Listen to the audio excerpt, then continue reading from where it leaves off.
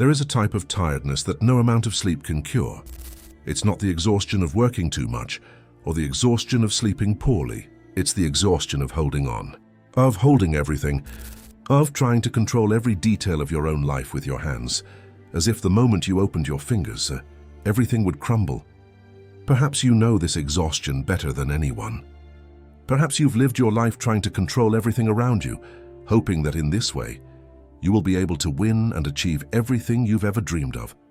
Understand that you are not alone on this journey, and today, through the story of one man, I will explain why you feel the desire to control everything, and why when you let things flow, that's when everything really starts to change. The story I'm going to tell you today is about a man named Mackenzie. He was 30 years old and had built a life that, in his own opinion, seemed perfect. Career, gym, a relationship, a routine. But inside he was broken, because for him nothing was enough. Nothing was safe enough. Nothing was under control enough. And the more he tried to hold on, the more things slipped away. Today, I'm going to tell you what happened when Mackenzie finally learned to let go, and more importantly, what happened to his mind when he did. Because it's not just a story of self-discovery. It's a story about what neuroscience, modern psychology, and one of the oldest Japanese philosophies in the world have discovered about what happens to the human brain when it stops fighting reality. In 1998, researchers at Harvard University conducted a study on what they called the illusion of control. They placed people in situations where they believed they had control over random outcomes, buttons that did nothing, lights that turned on by themselves, and they discovered something disturbing. The more people believed they were in control, the more anxious they became when the results did not match their expectations. The problem wasn't a lack of control. It was the belief that control was possible. A study published in the Journal of Personality and Social Psychology revealed that people with a high need for control consistently exhibit elevated levels of cortisol, the stress hormone, even in objectively safe situations. These individuals' bodies are in a constant state of alert, as if the entire world were a threat. And on the other hand, research on meditative practices and philosophies of detachment indicates that people who learn to accept the impermanence of things show greater activity in the ventromedial prefrontal cortex, the region of the brain associated with balanced decision-making, empathy, and a deep sense of well-being. The Japanese call it liberation. Modern psychology calls it resilience. But at the heart of it, they're both talking about the same thing. You can spend your whole life holding on, or you can learn what Mackenzie learned. Before I continue, I want to ask you a quick favor. If you're not already subscribed to the channel, I invite you to subscribe. It's free, takes 2 seconds, and helps me a lot to continue bringing this type of content to you. Also, leave a like on the video. It makes a huge difference to the growth of this channel. And in the comments, I want you to answer just one thing. What is the thing you have the most difficulty letting go of in your life? It could be a person, a situation, an old version of yourself. Now let's get down to business. Chapter 1, The Man Who Held Everything. Mackenzie woke up at 5:15 every day, because the list of things he needed to do was already running through his head before he even opened his eyes. Gym at 5:45 a.m., protein calculated down to the last gram. 8 hours of work, where he arrived before everyone else and left after. Studies at night, courses, books, certifications. A relationship he tried to manage like a project, with goals, expectations, and silent demands. Mackenzie was the most organized person you could ever meet. And that was exactly what destroyed him. Because behind all that organization there was a fear. A deep fear that without control everything would crumble. That without constant effort it wouldn't be enough. That without constant vigilance life would simply swallow him up. At work he needed to be the best. When someone received praise that he didn't, he would stay up thinking about what he had done wrong. In his studies, a lower-than-expected grade would throw him off balance for days. In his relationship with his girlfriend, Camille, he needed to know where she was, what she was thinking, if she was happy, and when she didn't reciprocate in the way he expected, he pressured her. Without realizing that the pressure was the poison, at the gym, I compared every muscle, every number on the scale, every progress with an impossible ruler. In the mirror, I always saw what was missing, never what was already there. To the outside world, Mackenzie was successful. To the people around him, he was too intense. To Camille, he had become suffocating. To his boss, he was good but difficult. To his friends, he was the kind of guy who was rarely truly present, because even when he was with someone, his mind was elsewhere, calculating, planning, controlling. And for himself, Mackenzie was exhausted in a way he couldn't name. But as happens to everyone who tries to control everything, the day came when the control broke. It was a Thursday night when Camille called him to talk. Mackenzie already knew this day would come. He tried to control so many variables that he had already thought about what he would do if Camille called him for this conversation. He tried to control everything until that moment, arriving at the conversation with prepared arguments, with solutions, with a mental list of things that could be adjusted. "Mackenzie," she said with that calmness that hurts more than shouting, "I can't stand feeling like I'm just a variable you're trying to manage anymore. I'm not a project." She left. It simply was. And that was worse than any scream could have been. In the following days, Mackenzie tried what he always did. He acted. He sent thoughtful messages, tried to analyze where he had gone wrong, created a plan to win her back. But Camille no longer responded. And that was a shock to Mackenzie. The feeling that something had completely spiraled out of control, and his girlfriend's silence was a reflection of that. At work, his concentration vanished. A presentation that should have been simple turned into a disaster. He started stuttering halfway through, lost his train of thought. The boss didn't say anything, but his gaze said it all. At the gym, the day after the break, he tried to train as if nothing had happened. He lifted more weight than he should have. He hurt his shoulder. In 3 weeks, 3 of the things he tried hardest to control had spiraled out of control all at once. And at that moment, Mackenzie didn't know what to do. He had no plan. He had no next step. He sat on the apartment floor at night with the light off and stayed there. Camille's words were hammering in his mind, and Mackenzie began to reflect on how he had tried to manage his own life in recent years. And he began to recognize that perhaps he needed help. And that's what he did. He sought help, even though he wasn't entirely convinced it would work. Chapter 2. The psychologist he almost didn't visit. Mackenzie had tried therapy before, twice. The first time, he quit after 3 sessions because the psychologist was too slow. The second time lasted longer, about 4 months, but he stopped when he began to feel he was making progress. He had confused self-control with healing. This time, it was a friend who recommended psychologist Yumi Nakamura. "She's different," his friend said. "I can't explain it. She doesn't try to fix you. She shows you what's already there." Mackenzie approached with skepticism, the kind of intellectual skepticism that comes from someone who's read enough about psychology to think they understand how it works, even before entering the room. Yumi's office was in a quiet Miami neighborhood on the 2nd floor of a 2-story building.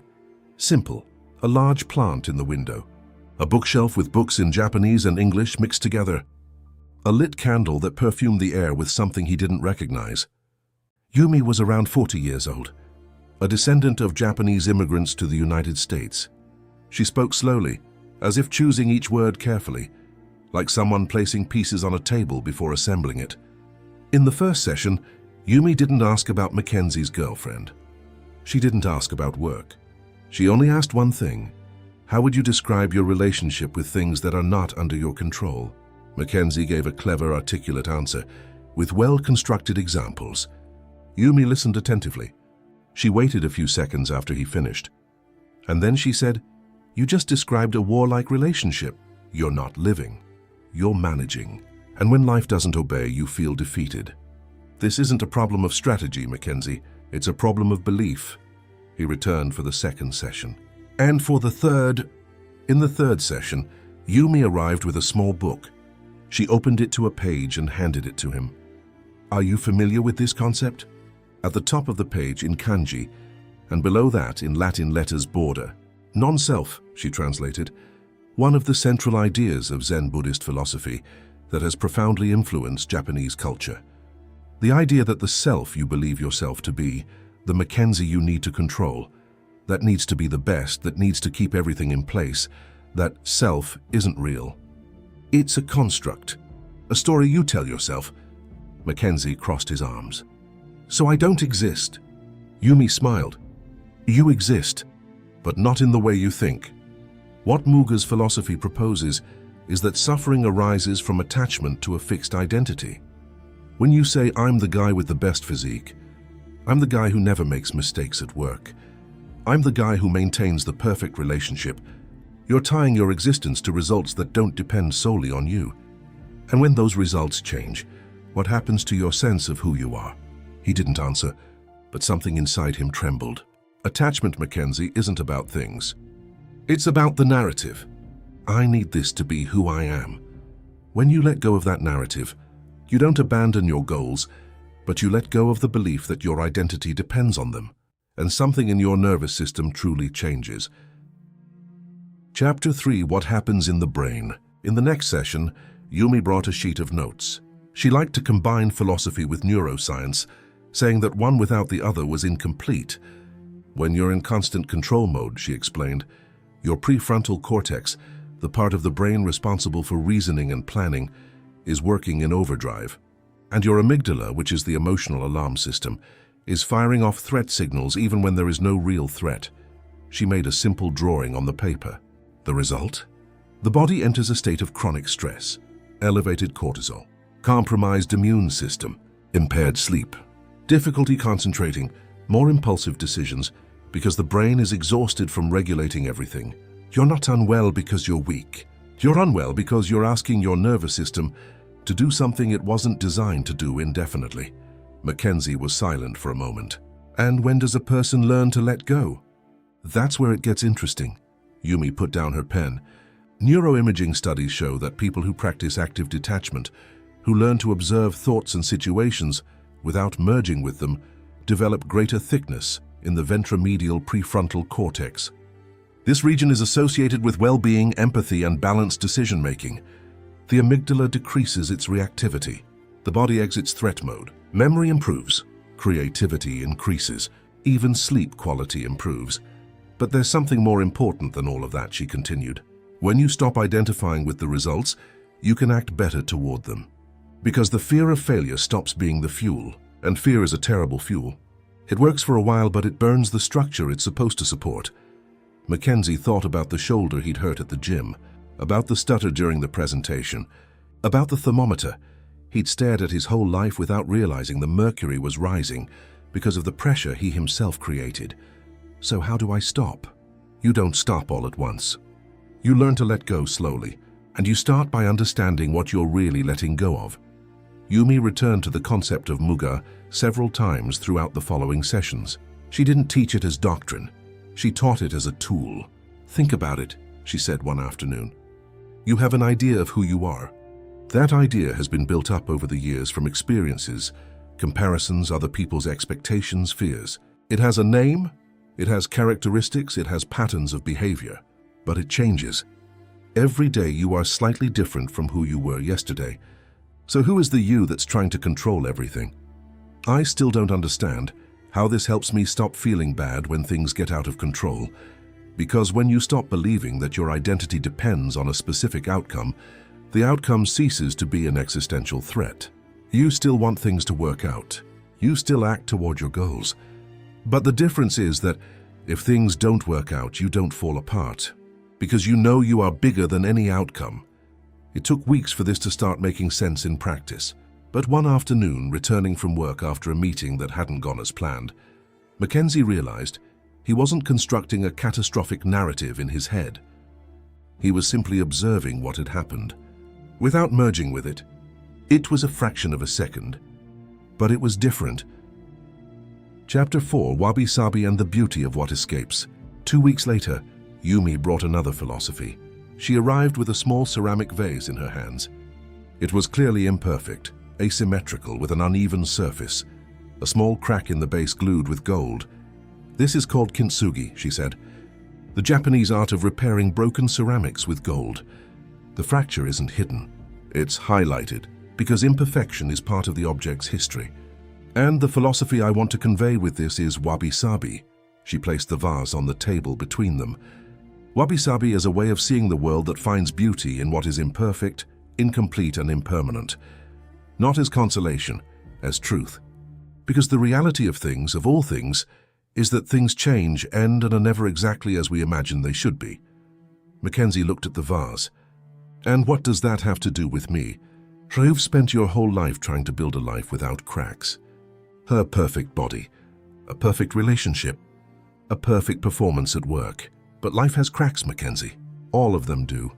And when you stop treating imperfections as flaws that need to be eliminated and start treating them as part of what makes your story real, something changes. Yumi picked up the vase and pointed to the golden line in the crack. The gold isn't there despite the break. It's there because of it. Without the break, there would be no gold. Without the fracture, there would be no history. Mackenzie stared at that vase for a long time after the session ended, and he thought of Camille, of the relationship he had fractured by trying not to let any cracks appear. In one of the following sessions, Yumi asked him to conduct an experiment. The next time you feel that anxiety of needing to control something, it could be a situation at work, an unanswered message, an unmet expectation, I want you to do the opposite of what you normally do. Instead of acting immediately, observe. Just observe, as if you were a scientist studying your own internal state. What if the situation gets worse while I just stand by and watch? So you act from clarity. The following week, a disagreement arose with a co-worker. Mackenzie's instinct was immediate. Send an email explaining his position, scheduling a meeting, ensuring he maintained control of the narrative. But he waited. He sat in the chair, watching the anxiety rise. It was physical, a tightness in his chest, tension in his shoulders. He observed it without trying to eliminate it. He just observed. After about 15 minutes, the intensity decreased. And when he thought about the situation with his colleague again, he could see more clearly what had happened, and what needed to be done or not. He spoke to his colleague the next day, without the defensive email, without the formal meeting, a simple conversation, resolved in 5 minutes. In the session with Yumi, he said, the situation was the same. I was different, Yumi nodded. That's what Wabi Sabi teaches in practice. Accepting that imperfection, uncertainty, discomfort, that which is outside your control, is part of the real texture of life, and that resisting this texture costs more energy than going through it. Chapter 5, Stoicism and the Only Question That Matters. In the 8th session, Yumi arrived with a phrase written on a card. Some things are within our power, others are not. Marcus Aurelius? Mackenzie asked. Epictetus, she corrected. A Greek Stoic philosopher from the 1st century. But Marcus Aurelius lived by that principle. It's what the Stoics called the dichotomy of control, the fundamental division between what depends on you and what doesn't. She opened a notebook and drew 2 circles, one inside the other. The inner circle consists of the things that are truly within your control, your thoughts, your choices, your values, your response to situations. The outer circle consists of the things that are not, what other people think of you, the results of your work, Camille's behavior, the market, the weather. The problem isn't that things in the outer circle exist. The problem is when you spend your energy trying to control what's in the outer circle as if it were in the inner circle. You weren't living in the inner circle, Mackenzie. You were living in the outer circle and destroying yourself because of it. Yumi left the card with him. Every time you feel that urge to control, ask yourself, is this within my circle? If it's not, your job isn't to control it. It's to decide how you're going to relate to it. Mackenzie started carrying the card in his pocket, and in the first few weeks it was almost ridiculous how many times a day he would pull out the card, ask, is this in my circle? And realize the answer was no. Most of the things that made him anxious weren't in his inner circle. Most of the suffering he carried was about the outer circle. A few weeks later, Yumi brought Nietzsche into the conversation. Amor fati, she said, love of fate. Nietzsche used this expression to describe a radical stance toward life, not just accepting what happens, but loving it. Not in a sentimental sense, in the sense of recognizing that everything that has come to you, including what broke you, has made you who you are. Including the breakup with Camille? Including the breakup with Camille. Mackenzie remained silent. Do you think you'll be able to love this? Not now, he said honestly. But I understand what you're saying. That fighting the past is fighting what cannot be changed. It's more than that, Yumi said. It's about realizing that your resistance to what happened doesn't change what happened. It only keeps you there. As long as you carry it like a fracture that shouldn't have existed, you can't carry it like gold. Chapter 6. The First Relapse. In the second month of therapy, Mackenzie seemed to be making progress. The sessions with Yumi had opened something in him that he couldn't name, but he felt it. A kind of inner space that hadn't existed before. And then he bumped into Camille at a supermarket. She was fine. Clearly fine. There was something slight about her that he felt like a stab. They talked for about 2 minutes, the kind of polite conversation that happens between people who were once close and are now cordial strangers. That night, all the tools he had learned evaporated. Muga, Wabi Sabi, the inner and outer circles, everything became abstract. What remained was the raw pain of someone who has lost something and still doesn't know how to bear that loss lightly. He sent Camille a message, a long one, full of arguments, nostalgia, and an implicit suggestion to try again. The message went unanswered. The next day, he went to the gym in anger and trained as punishment. The shoulder he had injured earlier started hurting again. In the session with Yumi 2 days later, he entered with the expression of someone who had regressed 6 months in 2 days. "I failed," he said. Yumi looked at him for a moment. "Tell me what happened." He told everything. The supermarket, the message, the gym, the shoulder. Yumi didn't say anything immediately. She picked up the ceramic vase with kintsugi that was on her desk and handed it to him. "Look at this vase." Mackenzie looked. Did the crack that was patched with gold disappear after being repaired? No. So why do you think healing works this way? That after a few weeks of work, the old pattern disappears completely and never comes back. Silence? What you did wasn't a failure, Mackenzie. It was a relapse. And relapse is part of the process. The difference between those who change and those who don't isn't the absence of relapse. It's what the person does afterward. "Did you drink water this morning?" Yumi asked. She had established this habit early on as an anchor, a small practice of mindful self-care. "Baby." "And did he go to work?" "I went." "So you didn't stop. You stumbled. And now you're back." That's all the process requires. There's a concept in Stoicism that Marcus Aurelius practiced, returning to the present. Every time the mind gets lost in rumination, guilt, or what-ifs, you simply return. Without judging yourself for getting lost, because you will always get lost. Always. The practice isn't about never getting lost. It's about always returning. Mackenzie took a deep breath. "I sent the message because I still want to control her. Try. And I'll never be able to. No. And when you truly accept that, not intellectually but in your body, something will change."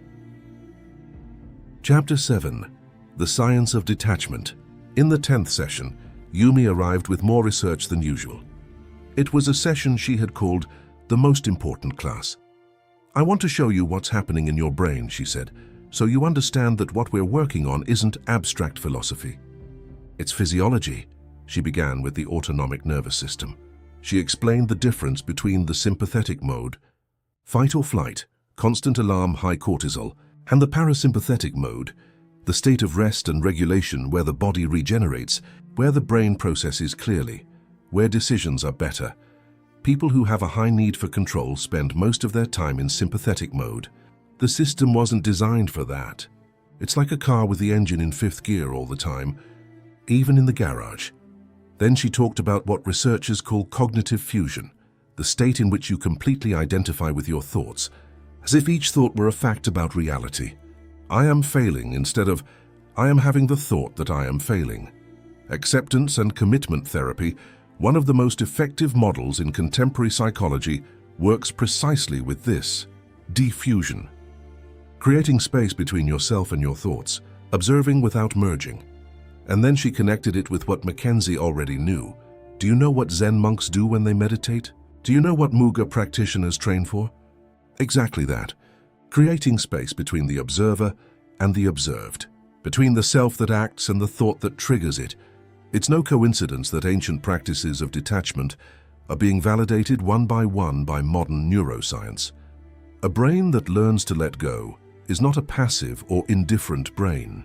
It's a more efficient brain, with greater capacity for attention, memory, and decision-making.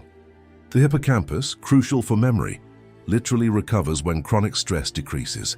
The prefrontal cortex, responsible for your best reasoning, functions better when it's not overloaded by the amygdala in alarm mode. So, letting go isn't giving up. It's freeing up the system to function better. Mackenzie stared at the paper where Yumi had taken notes. Why doesn't anyone teach this? Because the culture you grew up in teaches that control is strength, that letting go is weakness, that if you're not fighting, you're losing. She folded her hands on the table. But the Japanese and the Stoics and now neuroscience show the opposite. Real strength isn't about holding back. It's about knowing when to let go. Chapter 9, Yumi's Last Lesson. In the 8th-month session, which ended up being one of the last regular ones, Yumi said something that took Mackenzie a long time to fully understand.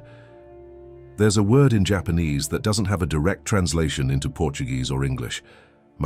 This refers to the space between things. The Japanese consider the ma as important as the things themselves, sometimes more so, because it is in the space in the interval that the essence of something is revealed. She looked at him. Everything we work on here, Muga, Wabi Sabi, the dichotomy of control, amor fati, is pointing to the same thing, towards the creation of ma, internal, for the ability to create space between stimulus and response, between fear and action, between the desire to control and the recognition that you cannot. This space is where freedom exists, not the freedom to control everything, the freedom to choose who you want to be in the face of what you cannot control. Mackenzie remained silent for a long time. I think I've spent my whole life urgently filling this void. Most people fill it because space is scary. In space, you're not doing, you're being, and being without doing is frightening for those who have learned that value comes from doing. But it is in being that everything truly happens. Mackenzie is 31 years old now. He still lives in Miami, he still works hard, still has goals, still goes to the gym. But he's different. The difference isn't that he stopped wanting things, it's that he stopped needing those things to exist. And here's what neuroscience, Japanese philosophy, and 2,000 years of Stoicism agree on. This is not a destination state, it's a state of practice. Because letting go isn't something you do once. It's something you choose repeatedly in every moment where the ancient instinct appears and says, hold on, control, secure. At this moment you have the and the space, and in that space, you choose. Let me remind you of what we covered together in this video.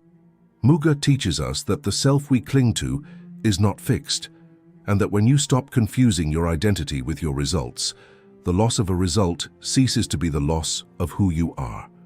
Wabi Sabi teaches us that imperfection is not the opposite of beauty. It is where true beauty exists.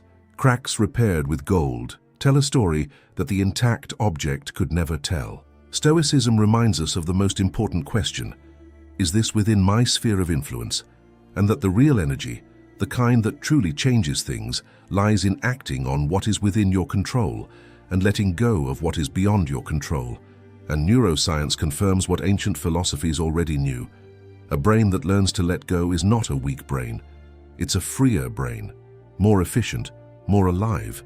Mackenzie's transformation didn't happen because he became a person without emotions, without desires, without ambitions. It happened because he learned the difference between direction and control, between wanting and needing, between acting with clarity and reacting with fear, and what was left after the control was gone. That afternoon on the sidewalk, listening to the violinist, the hot coffee on the porch, the lightness he hadn't felt in years, the ability to be present, truly present in his own life. Perhaps that's what we're all searching for, beneath everything we try to control. Not the guarantee that things will work out, but the freedom to be here, now, whole, regardless of what happens. If this video touched you in any way, I invite you to subscribe to the channel if you haven't already. This type of content takes time to create, and each subscription is what makes it possible to continue. Leave a comment too. What is the thing you most need to learn to let go of? The answer doesn't need to be long, it can be just one word, but write it down, because sometimes naming it is the first step. And to recap the 3 practical moves that Mackenzie learned from Yumi and that you can start today. First, When you feel that urgent urge to control something, pause. Ask yourself the Stoic question, is this within my inner circle? If not, your job is to decide how to relate to it, not how to control it. Second, when something doesn't go as planned, resist the doomsday narrative. Remember, Wabi Sabi, the crack isn't the end of the story. It's where the gold will come in. Third, every day, create a moment of ma, an intentional break. It could be 2 minutes of coffee drunk in silence, without a cell phone, without a playlist, without planning. Just you, the coffee, and the present moment. The brain learns through repetition. Teach it that this space is safe. One small thing, every day. Because the mind that learns to let go doesn't learn all at once. You learn little by little, in a training that never ends, but that becomes more and more natural.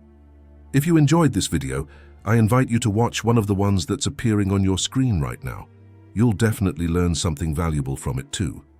See you in the next video. Be present. Walk with honor.